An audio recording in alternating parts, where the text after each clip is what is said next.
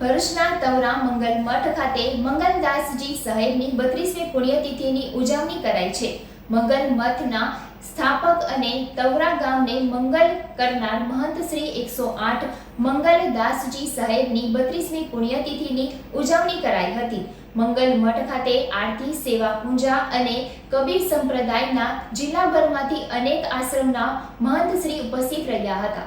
ભરૂચ તાલુકાના તવરા ગામે નર્મદા નદીના કિનારે આવેલ કબીર આશ્રમ મંગલ મઠ ખાતે દર વર્ષની જેમ આ વર્ષે પણ મંગલ મઠના સ્થાપક અને તવરા ગામને મંગલ કરનાર મહંત શ્રી 108 મંગલદાસજી સાહેબની 32મી પુણ્યતિથિની ઉજવણી કરવામાં આવી હતી, જેમાં વિવિધ કાર્યક્રમોનું આયોજન કરવામાં આવ્યું હતું, જેમાં સવારે મંગલ મઠ ખાતે આરતી, સેવા પૂજા અને કબીર સંપ્રદાયના જિલ્લાભરમાંથી અનેક આશ્રમના મહંત શ્રી ઉપસ્થિત રહ્યા હતા।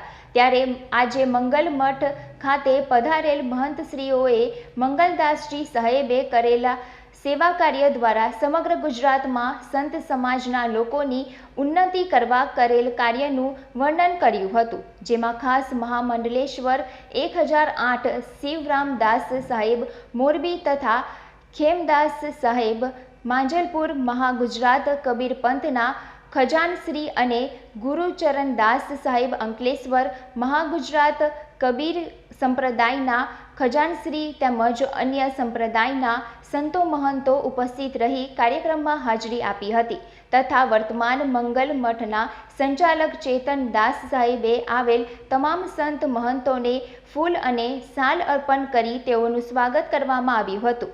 સાથે જ આ પ્રસંગે ખૂબ મોટી સંખ્યામાં નવા અને જૂના તવરા ગામના ગ્રામજનો અને શાળાના વિદ્યાર્થીઓ પણ આ કાર્યક્રમનો લાભ લીધો હતો।